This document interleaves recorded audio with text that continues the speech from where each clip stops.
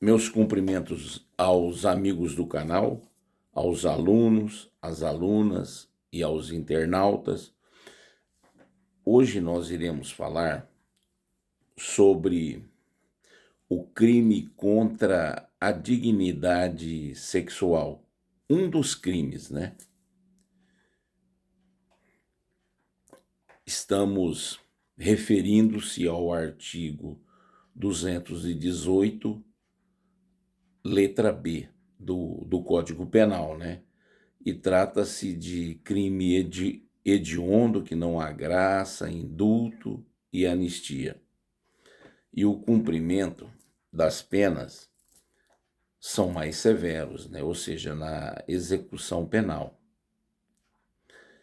E atitudes que podem tipificar ou caracterizar o favorecimento, a prostituição, ou outra forma de exploração sexual que envolvam adolescentes, maiores de 14 anos e menores de 18 anos.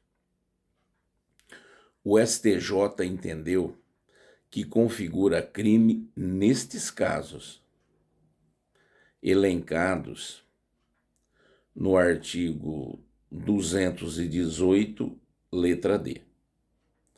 E também não necessita de intermediários, mas se houver intermediários, eles também serão punidos, né? Vai haver uma majorante, no caso do artigo 226 do Código Penal, se pai, madrasta, padrasto, né? Eles induzirem essas pessoas, né, a se prostituírem, né, ou, ou tendo um interesse econômico, né, uma mercância, né, refere-se ao caso de intermediários como os conhecidos como proxenetas, né, um corretor, um mediador. Esse termo, ele surgiu na Grécia Antiga, né? Esse termo proxeneta. Mas também há os cafetões, os gigolôs, as cafetinas, os alcoiviteiros, né? Então, estas pessoas, se houver, né, o intermédio dessas pessoas, haverá a majorante, né? Mas não necessita que hajam intermediários, né? Se houver, serão condenados também. Os que bancam, né, esses casos são chamados como sugar daddy. O que é um sugar daddy? São os homens mais velhos que têm o capital, as condições econômicas, né? E também na gíria são chamados de papai açúcar, né? Aqueles que bancam, né? E também existem os saltideres, né? Esses daí, eles não têm o capital econômico, mas eles eles aplicam golpes para enganar, né? Os falsários, né? Os golpistas. Ou seja, nesse contexto que nós estamos falando, né? E também a sugar mommy, a mulher mais velha, né? Todos esses que eu disse são os que bancam, né? Quem? Os novinhos, as novinhas, né? E os que são bancados, nesse caso, são os sugar babies, né? Ou seja, nesse contexto do artigo 218A, né? Aí surgem, né, as sátiras, né, do do velho da lanche, o cabeça branca, enfim, surgem, né, essas sátiras que nós muitas vezes ouvimos, né? E eu vou narrar um caso, é claro que já houveram vários casos, né? Mas esse caso específico, né? Esse caso, ele aconteceu no Rio de Janeiro, aonde um americano que, através de um site de, de relacionamento, ele prometeu ajuda, ele, né, como influencer, a, a uma adolescente de 14 anos. Ele ofereceu ajuda e, nesse ínterim, houve atos libidinosos e, e que foi conhecido, né, que houve a denúncia, e esse americano, durante o processo, ele foi condenado a 10 anos de prisão em primeira instância. Aí ele, eles recorreram através dos seus advogados para o Tribunal de Justiça do Rio de Janeiro, e houve esse recurso, essa apelação. A pena, houve a diminuição para 4 anos e 8 meses, houve recurso para o STJ, para a quinta turma, e manteve-se essa pena. E o relator, nesse caso, foi o ministro Ribeiro Dantas. E como eu já disse, manteve a pena, né? E o voto foi em relação ao artigo 218b do Código Penal, e manteve, né, a, essa pena que eu disse de 4 anos e 8 meses. Mas a pena, nesse caso concreto, se houvesse a condenação na íntegra, seria de 4 a 10 anos, né? Mas nesse caso, não. Houve essa diminuição através da apelação. O que é o tipo penal? O tipo penal diz que, para quem pratica conjunção carnal ou outro ato libidinoso com alguém menor de 18 e maior de 14 anos, fere o princípio da proteção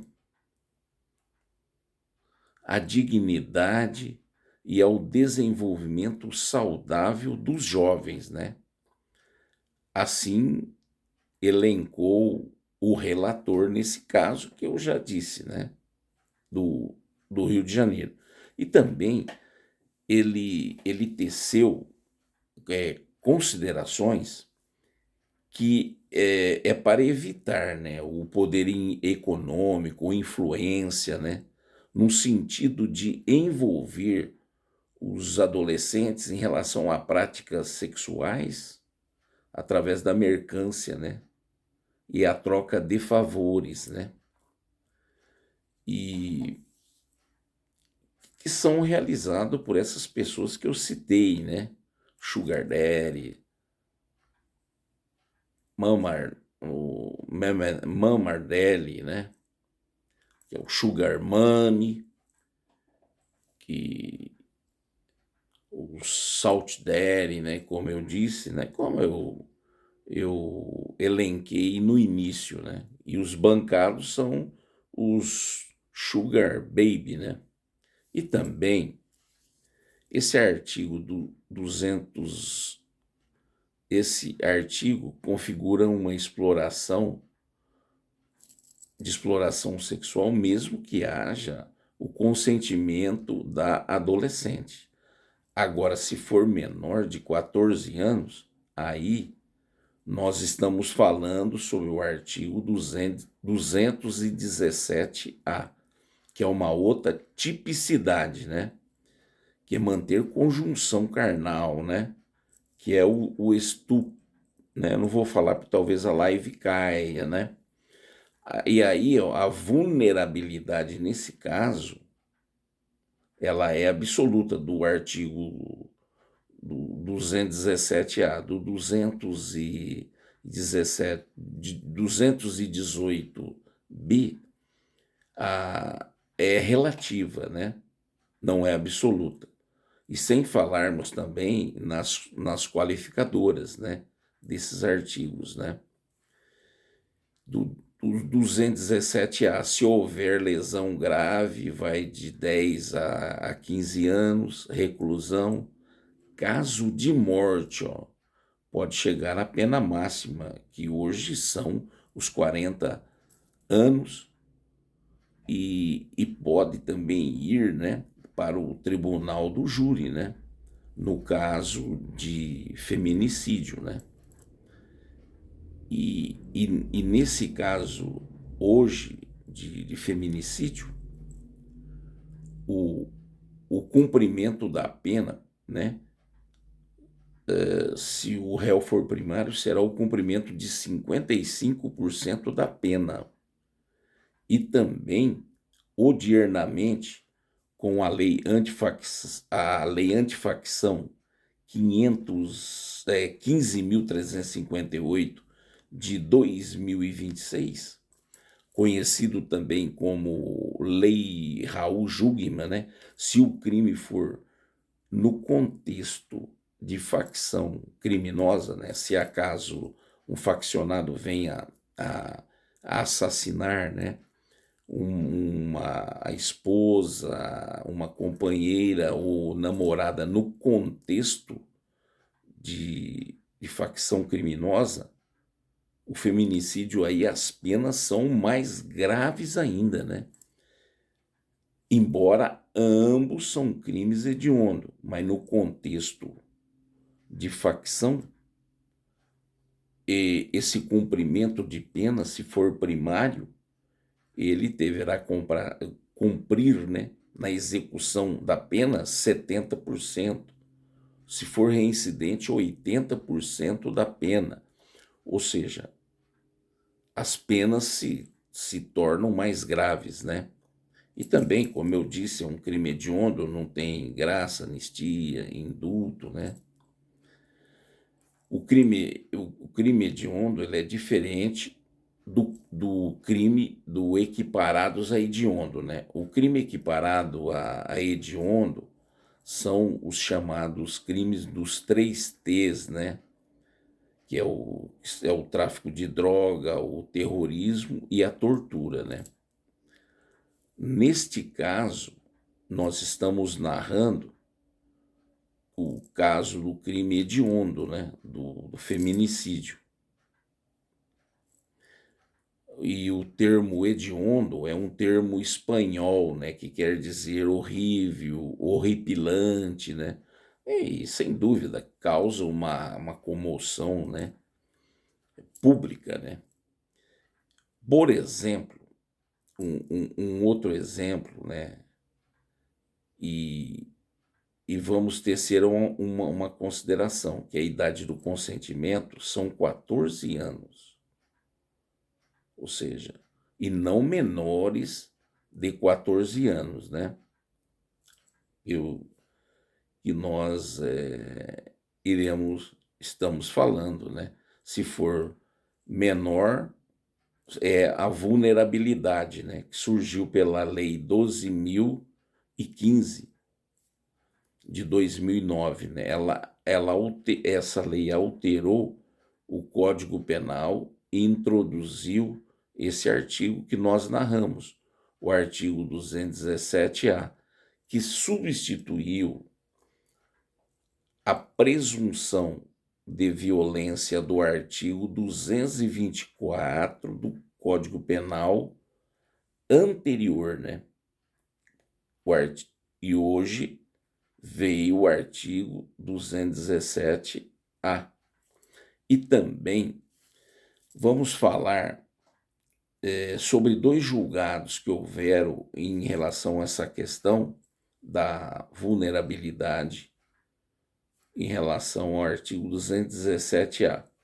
Há dois casos, e são recentes. Há um caso em Minas Gerais, foi em 11 de fevereiro de 2026, e no estado do Paraná também houve outro caso, que foi em 9 de junho de 9 de junho do mês 6 de 2026. Esses casos, eles são casos de estupro, né, de vulnerável, né? Então, nesse primeiro caso, em Minas Gerais,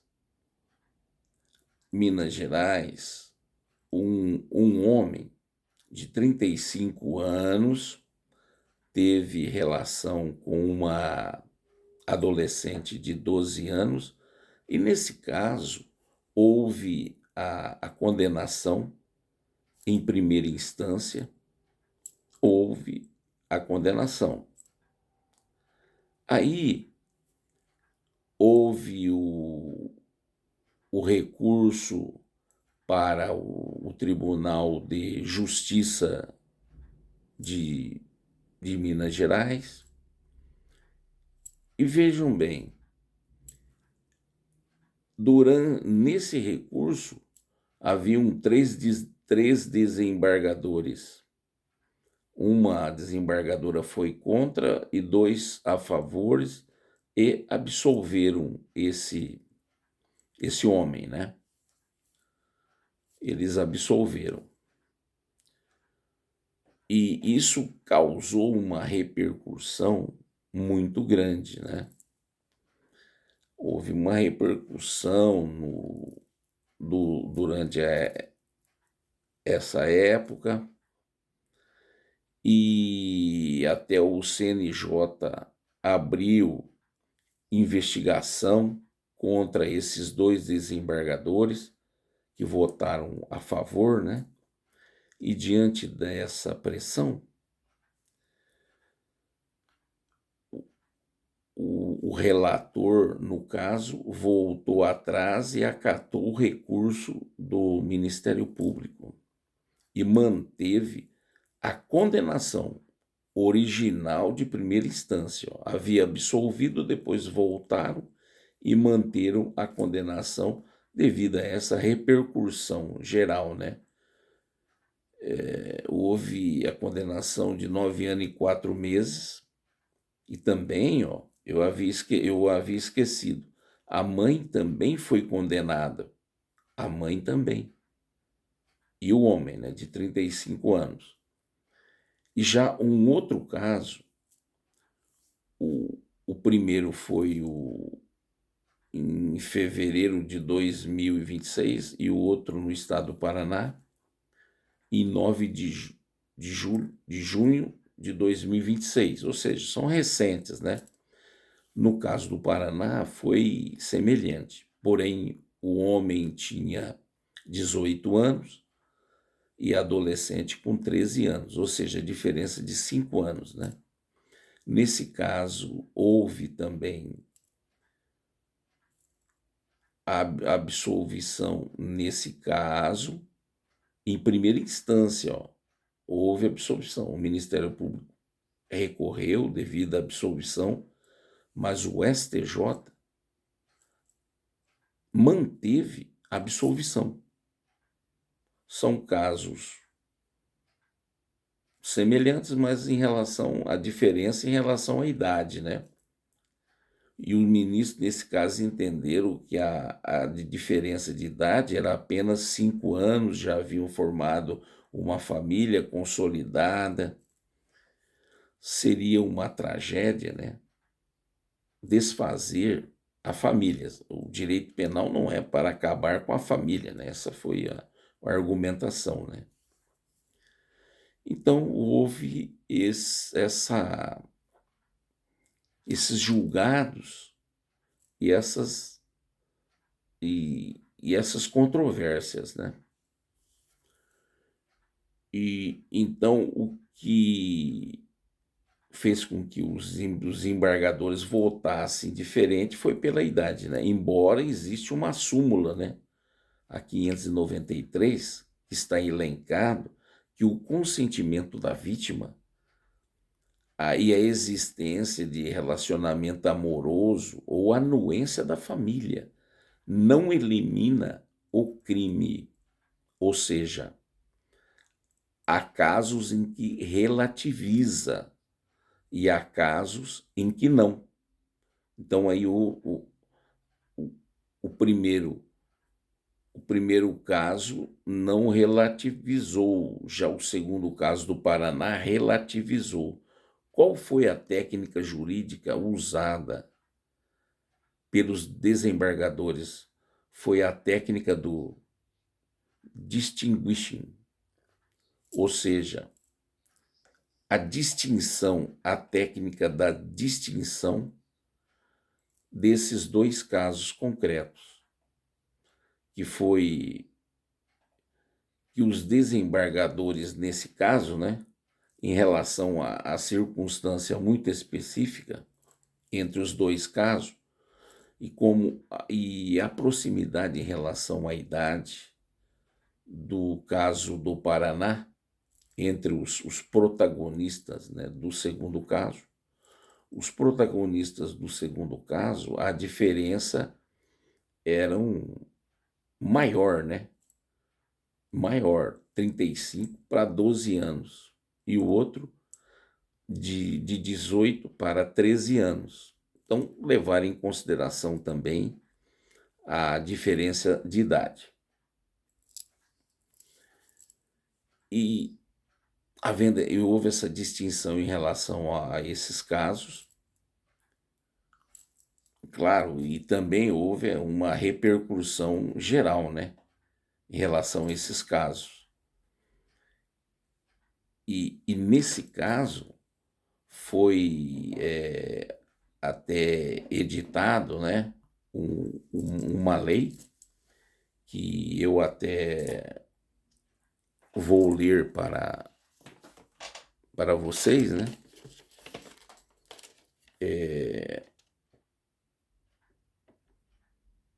A lei que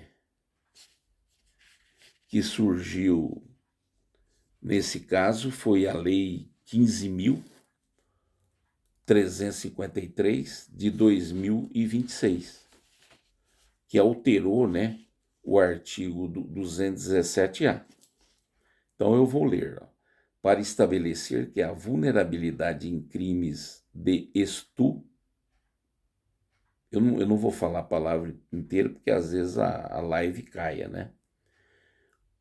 Ou seja, os crimes de conjunção carnal, né?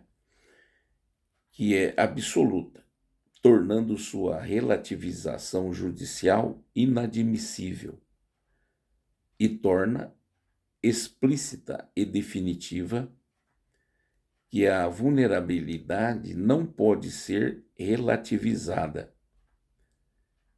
Ou seja, esse termo é que visa acabar com as brechas da lei, né? E no parágrafo 4º dessa lei, diz o seguinte, ó, é absoluta presunção de vulnerabilidade da vítima e inadmissível sua relativização. E no parágrafo 5º, está elencado que as penas previstas no caput e nos parágrafos 1º, 3º e 4º deste artigo, né, ou seja, do artigo 217A do Código Penal, aplicam-se independentes do consentimento da vítima, de sua experiência sexual, do fato de ela ter mantido relações sexuais anteriores ao crime ou da ocorrência da gravidez resultado da prática deste crime, né? Então, vai se tornar, né, mais difícil, né? Ou seja, a relativização. Aqui diz que não. Então, se houver em relação a juízes, desembargadores, vai ser mais fácil, né, derrubar nos tribunais, né, devido a, a essa lei. Ou seja, não alterou as penas, somente foi em relação à relativização, né? E também o artigo diz o seguinte, ó, o ter conjunção carnal ou praticar outro ato libidinoso com menor de 14 anos, pena de reclusão de 8 a 15 anos. Ou seja, a pena manteve-se a mesma, só houve em relação o, a, a esse artigo que foi alterado, esse artigo que eu acabei de ler, né? Então, vamos agora aguardar em relação aos novos julgamentos, né? Meu muito obrigado a todos e que tenham uma excelente semana. E também eu vou até avisar aos amigos do canal, eu falei um pouco sobre as mudanças, né, que houveram em relação às penas sobre a nova lei antifacção, né, 15.358 de 2026, conhecida também como Lei Raul Jungmann. E no canal nós temos um vídeo sobre esse assunto. Meu muito obrigado a todos, tá? E eu também, eu, eu peço para que deem likes, né? Deem likes no, para que em- é, para que o nosso canal seja compartilhado também, né? Dando likes, outros também, né? Dê as curtidas, né? Para que outros também possam assistir esse vídeo ou também que compartilhem, né? Meu muito obrigado a todos.